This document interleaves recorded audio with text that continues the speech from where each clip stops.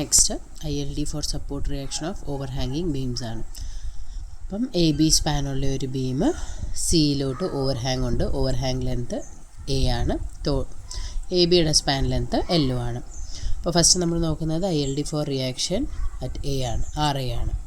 Moment about B എടുത്താൽ RAയുടെ equation കിട്ടത്തുള്ളൂ. അപ്പോൾ മൊമെൻ്റ് അബൌട്ട് B എടുത്ത് RAയുടെ ഇക്വേഷൻ L - x/L എന്ന് കിട്ടി. ഇനി രണ്ട് ബൗണ്ടറി കണ്ടീഷൻസ് അപ്ലൈ ചെയ്യാനായിട്ട് നമുക്ക് x0യും XLഉം, അതാണ് രണ്ട് ബൗണ്ടറി കണ്ടീഷൻ വരുന്നത്. അപ്പം ലോഡ് എവിടെ ABയുടെ ബിറ്റ്വീൻ ആകുമ്പോൾ നമുക്ക് രണ്ട് ബൗണ്ടറി കണ്ടീഷൻ അതാണ് x=0യും x=Lഉം. അപ്പം x=0യും x=Lഉം സബ്സ്റ്റിറ്റ്യൂട്ട് ചെയ്തിട്ട് RAയുടെ വാല്യൂ രണ്ട് ബൗണ്ടറി കണ്ടീഷൻസിനനുസരിച്ച് നമ്മൾ സോൾവ് ചെയ്തു. ഇനി നെക്സ്റ്റ് നോക്കുന്നത് ലോഡ് BC എന്ന പോർഷനിൽ വരുമ്പോഴാണ്.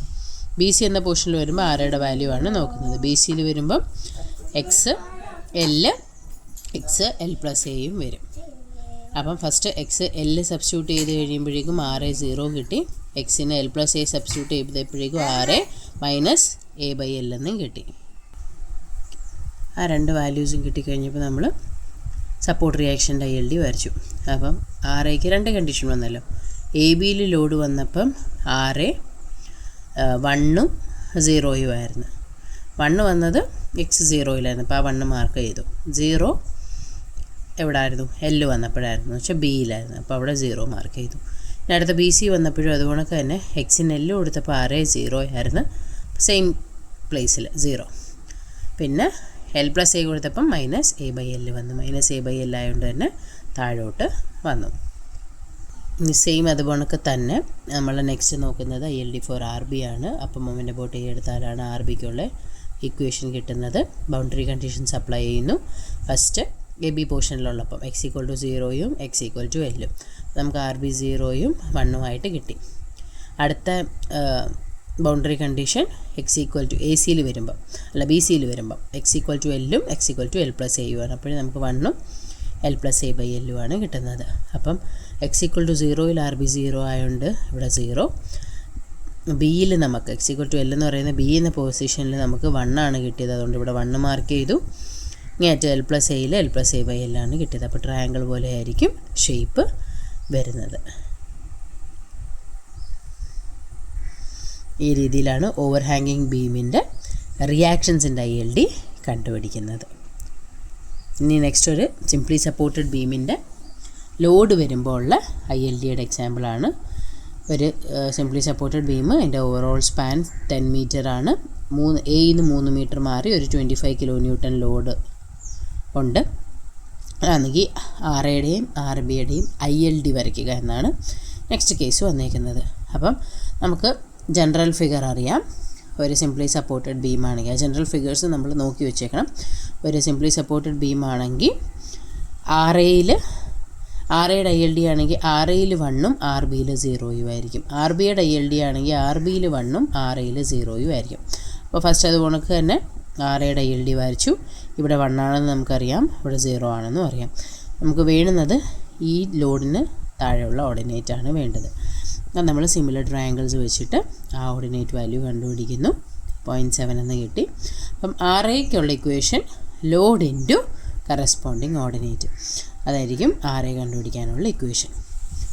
നെക്സ്റ്റ് RB നോക്കുകയാണെങ്കിലും അതുപോലൊക്കെ തന്നെ നമ്മൾ ട്രയാങ്കിൾ വരച്ചു. RBയിൽ 1, ഇവിടെ 0. ആ ലോഡ് 25ന് കറസ്പോണ്ടിങ് ആയിട്ടുള്ള ലോഡ് നമ്മൾ സിമിലർ ട്രയാങ്കിൾസ് വെച്ചിട്ട് കണ്ടുപിടിച്ചു. ആ ഓർഡിനേറ്റ് 0.3 എന്ന് കിട്ടി. അപ്പോൾ RBയുടെ റിയാക്ഷൻ എന്തായിരിക്കും? ലോഡ് 25 × 0.3.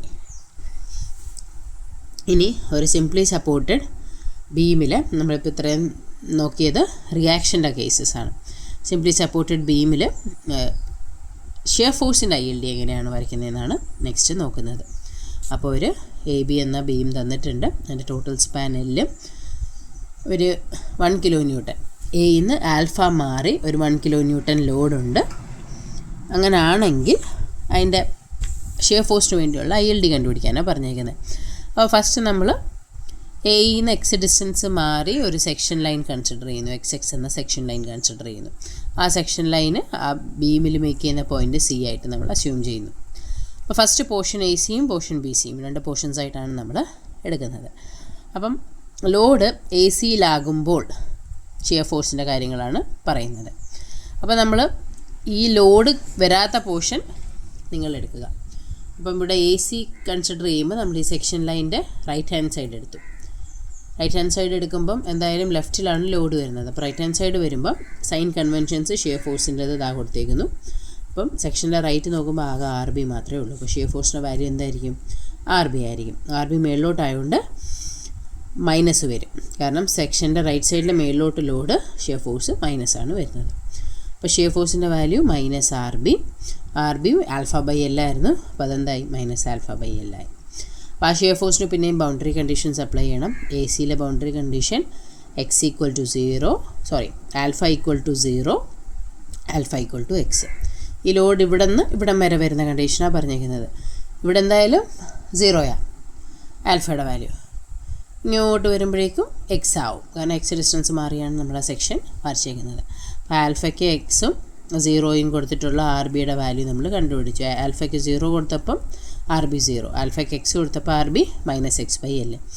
അപ്പം എ സി പോർഷനിലെ 2 RBയുടെ വാല്യൂ നമുക്ക് കിട്ടി. ഇനി നെക്സ്റ്റ് ലോഡ് ബി സിയിൽ വരുമ്പം, ലോഡ് ഇവിടെ വരുമ്പോൾ ഉള്ള കണ്ടീഷനാണ്. അപ്പോൾ നമ്മൾ നോക്കേണ്ടത് എന്തായാലും എന്താ? സെക്ഷൻ്റെ ലെഫ്റ്റ് ഹാൻഡ് സൈഡാണ് നോക്കേണ്ടത്.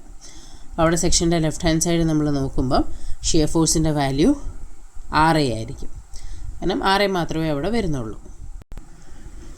സെക്ഷൻ്റെ ലെഫ്റ്റ് ഹാൻഡ് സൈഡ് മേലോട്ടായതുകൊണ്ട് പോസിറ്റീവ് തന്നെ. അപ്പോൾ RAയുടെ വാല്യൂ തന്നെ വന്നു, L - α/L.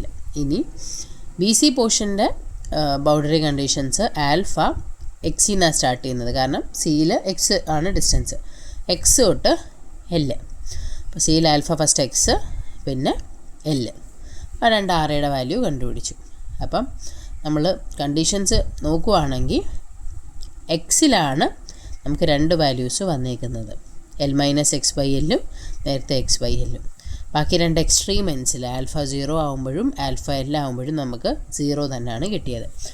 അപ്പം നമുക്കിങ്ങനെ ആയിരിക്കും ഫിഗർ വരുന്നത്. ആൽഫ 0 ആയിരുന്നപ്പോഴും ഇവിടുത്തെ ഷിയർ ഫോഴ്സ് എന്തായിരുന്നു? 0 ആയിരുന്നു. ആൽഫ L ആയപ്പോഴും ഷിയർ ഫോഴ്സ് അല്ലെങ്കിൽ റിയാക്ഷൻ വാല്യൂ എന്തായിരുന്നു? 0 ആയിരുന്നു. പക്ഷേ ആൽഫ എക്സ് ഇട്ടപ്പം 2 എണ്ണം കിട്ടി. ഒന്ന് പോസിറ്റീവും ഒന്ന് നെഗറ്റീവും ആയിരുന്നു. അതാണ് ട്രയാങ്കിളിലെ മേളിലെ പോസിറ്റീവ് വാല്യൂ, താഴെ നെഗറ്റീവ് വാല്യൂ മാർക്ക് ചെയ്യുന്നത്. അപ്പം അതുകൊണ്ടൊക്കെ ഒരു ലോഡ് വന്നിട്ടുള്ള ബീമിൻ്റെ എക്സാമ്പിളാണ് കാണിച്ചേക്കുന്നത്. അപ്പോൾ ലോഡ് വന്നിട്ടുള്ള ബീമിൻ്റെ എക്സാമ്പിൾ എന്ന് പറയുമ്പോഴേക്കും നമുക്ക് ഓൾറെഡി അറിയാം ഫിഗർ. ഈ ഫിഗർ അപ്പം നമ്മൾ ഷിയർ ഫോഴ്സിന് വേണ്ടിയുള്ളത്, സിംപ്ലി സപ്പോർട്ടഡ് ബീമിൻ്റെ ഷിയർ ഫോഴ്സിൻ്റെ ILD ബൈ ഹാർട്ട് ചെയ്ത് വെക്കണം. അപ്പോൾ അതേ കണക്കൊരു ഫിഗർ നമ്മൾ ആദ്യം വരച്ചു. എക്സ്ട്രീം ഓർഡിനേറ്റ്സ് നമുക്കറിയാം വാല്യൂസ് L - x/L, x/L. അപ്പോൾ എക്സ്ട്രീം ഓർഡിനേറ്റ്സ് നമുക്ക് എന്തായാലും കണ്ടുപിടിക്കാൻ പറ്റും. അതിനനുസരിച്ച് ഓരോ ലോഡിന് കീഴിലുള്ള ഓർഡിനേറ്റ്സ് കണ്ടുപിടിക്കണം. അപ്പം റിയാക്ഷനിൽ പറഞ്ഞ പോലെ തന്നെയാണ് വരുന്നത്. ലോഡ് ഇൻറ്റു ഓർഡിനേറ്റ് വാല്യൂ നമ്മൾ ചെയ്യുന്നത് ലോഡ് കോൺസെൻട്രേറ്റഡ് ലോഡാണെങ്കിലാണ്. Load into area between the coordinates ചെയ്യുന്നത് ലോഡ് UDL ആകുമ്പോഴാണ്. ഇപ്പോൾ എന്തെങ്കിലും UDL ആണെങ്കിൽ ആ UDL ഇൻറ്റു ആ UDL വരുന്ന അത്രയും പോർഷൻ്റെ ഏരിയ. ഇപ്പോൾ ഇതൊരു ട്രയാങ്കിൾ, ഇത്രയും ട്രയാങ്കിൾ ഏരിയ, ഇതെല്ലാം കൂടി സം ചെയ്യുമ്പോഴായിരിക്കും ടോട്ടൽ ഷിയർ ഫോഴ്സ് കിട്ടുന്നത്. അതാണ് ഈ ചെയ്തേക്കുന്നത്. 100 ഇൻറ്റു 100ൻ്റെ അവിടെയുള്ള ഓർഡിനേറ്റ്, 25 ഇൻറ്റു 25 താഴെയുള്ള ആ ഒരു ട്രയാങ്കിളിൻ്റെ ഏരിയ. ഈ രീതിയിലാണ് നമ്മൾ ഷിയർ ഫോഴ്സ്, സിംപ്ലി സപ്പോർട്ടഡ് ബീമിൻ്റെ ഷിയർ ഫോഴ്സിൻ്റെ ILD വരയ്ക്കുന്നത്.